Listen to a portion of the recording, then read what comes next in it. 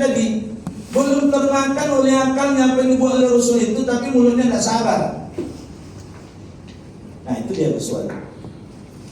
Dia mengatakan, ya Rasulullah, berlaku adillah engkau pada kami. Saya kan menganggap Rasul adil. Asal Rasul adil. Tapi begitulah tidak sabar. Begitu berlalu dia, apa kata Rasul?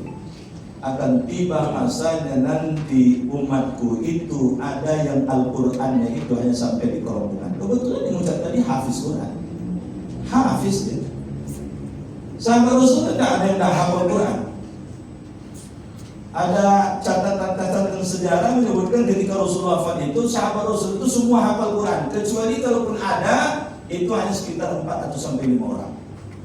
Itu pun lebih disebabkan karena keterbatasan fisiknya. Jadi makanya uswah itu kadang belum terangkat ketika itu, tapi setelah itu baru terangkat. Lalu Rasul kumpulkan, kan sudah bisa itu. Rasul kumpulkan pun pasukan dari Madinah. Apa kata Rasul? Setelah terjadinya Fathul Mekah, Mekah sudah menjadi negeri yang aman. Seluruh orang Mekah menginginkan aku, Abu Bakar, Umar, Utsman, Ali, orang-orang yang asli Mekah supaya pulang ke Mekah. Supaya tak terfikirkan itu oleh mereka, itu sebabnya seluruh harta rampasan perang aku berikan kepada mereka. Sedangkan kalian membawa aku ke Madinah, kata Rasul. Apakah seluruh harta itu lebih berharga bagi kalian daripada aku? Kalau iya, aku tarik harta itu, bawalah pulang oleh kalian ke Madinah, aku balik ke Mekah. Menangis seluruh pasukan dari Madinah sampai mengatakan, ya Rasulullah, andaikan kurang seluruh harta itu ya Rasul bagi pasukan-pasukan dari Mekah itu, kami serahkan seluruh harta kekayaan kami, yang penting kau balik ke Madinah. Dan ini kalau dikaji sejarah kan Rasul itu mendapati lagi ketika Bai'ah Aqabah. Bai'ah Aqabah kedua itu kan Rasul itu ditodong dengan janji. Ya Rasulullah Muhammad, kata perwakilan dari Yasrib, nanti kalau sudah aman Mekah, lalu kemudian engkau tinggalkan kami, pulang ke Mekah. Maka ketika itu Rasulullah SAW mengatakan, aku adalah kalian, kalian adalah aku, musuh kalian musuhku. Baru yakin itu para sahabat itu, jadi para yang datang dari Yasrib. Jadi balik pada kajian kita, agar kita bisa menjadikan Rasul itu uswah. Kadang-kadang kan banyak juga yang belum bermakan secara akal. Maka dalam Islam itu kan ada namanya rasional, ada namanya irrasional, ada namanya suprarasional. Kalau irrasional, tahulah kita itu tafakkaru fi khalqillah wa la tafakkaru fi zatillah. Itu irrasional, itu tidak termakan oleh akal. Kalau bahasa orang Kampar atau orang Minang, aku tidak dari Jawa akan sampai itu. Ini banyak Pak Kaleng mau itu. Memikirkan saya Allahnya, jadi ini Pak Kaleng itu aja. Itu untuk bawa baju. Nah, itu banyak selesai pilkada tuh Pak Kaleng. Kita bawa baju. Jadi maka irrasional. Tapi kalau suprarasional, semakin berjalan waktu akhirnya termakan akal. Wahyu-wahyu yang diturunkan kepada Rasul yang dulu ketika dibacakan, ketika wahyu itu turun, orang-orang Mekah, orang-orang Madinah mengatakan, orang yang kafir lah, ngigau dia itu deh, gila dia itu deh, orang suka menghayal, macam-macam. Julukan yang diberikan kepada Rasulullah agar orang tak mau mendekat pada Rasulullah, orang kafir Mekah.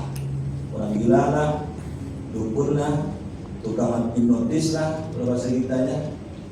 Nah, jadi akhirnya maka semakin berjalan waktu kan ternyata berangkat, malah terbukti oleh akal.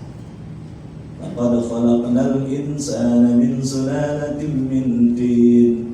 ثم جعلناه نطفة في قرار مكين ثم خلقنا النطفة علقة فخلقنا العلقة مضغة فخلقنا المضغة عظاما فكسونا العظام لحما ثم أنشأناه خلقا آخر فتبارك الله أحسن الخالقين. Itu dulu ketika baca itu gila kata orang lagi itu. Suprarasional ketika itu belum termakan oleh akal. Tapi sekarang tidak ada dokter ahli kandungan yang tidak membenarkan tentang ayat itu. Pertumbuhan janin di alam rahim. Dulu mana ada USG. Tapi Rasul cerita itu. Jadi kalau kita baca sejarah, insya Allah makin semangat kita menjadikan Rasul sebagai uswah. Bukan sekedar qudwah, tapi uswah, otoritas. Untuk dapat memahami Al-Quran dan hadis dengan benar. Jadi kalau tidak tahu sejarah bahaya. Maka dalam disiplin ulumul Quran ada namanya asbabun nuzul. Kan sejarah itu. Dalam hadis ada asbabul wurud. Kan sejarah cerita itu. Kalau tidak pelajari itu bahaya itu. Kalau tidak pelajari sejarah bahaya, keliru itu. Saya bacakan misalnya hadis. Umirtu an nuqatilan nas hatta yashhadu an la ilaha illallah wa anna Muhammadar Rasulullah wa iqamis shalah wa itaiz zakah fa idza fa'alu dzalika 'asamu dima'ahum wa amwaluhum. Nah, coba kalau tidak tahu asbabul wurudnya. Saya diperintahkan oleh Allah kata Rasul untuk memerangi mereka sampai mereka mengucapkan 2 kalimat syahadat, mendirikan salat, membayar zakat. Jika itu terjadi dilakukan oleh mereka, maka terpeliharalah darah dan harta mereka. Kira-kira kalau tidak tahu asbabul wurud, apa yang terjadi? Ketemu orang di luar sana tidak beragama Islam, kital, langsung tuh bantai gitu. Tapi kalau orang tahu asbabul wurud kan tidak begitu. Ali bin Abi Thalib dikasih bendera sebagai pimpinan perang. Maka tadi saya sebagai penguji wawancara tentang moderasi beragama. Moderasi beragama itu kalau orang tak paham agama bahaya ini. Bisa kemudian pendangkalan akidah jadi. Tapi saya selalu kaitkan dengan ayat, kaitkan dengan hadis, kaitkan dengan sejarah. Ada soalnya bahwa ada yang berpandangan hormat kepada bendera itu adalah syirik. Bagaimana pandangan Anda selaku calon ASN? Itu pertanyaannya. Ya karena anak lulus dari ASN itu tidak bagus semuanya. Itu tidak benar.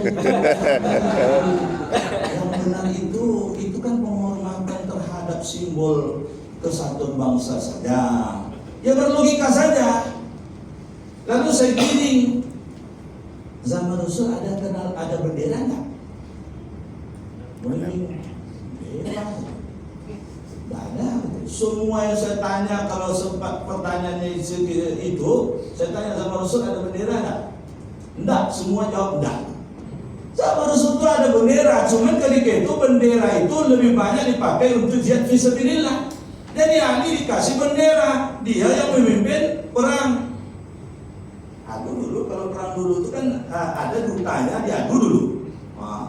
Kalau Ali maju perwakilan dari pasukan Islam, itulah menggeletek lutut lawan. Karena dalam kisah saya baca, Ali itu kalau dia ayunkan pedangnya dengan kekuatan penuhnya, bukan sekedar orangnya, dengan kuda dan unta tunggangan pun terbelah dua. Itu Ali.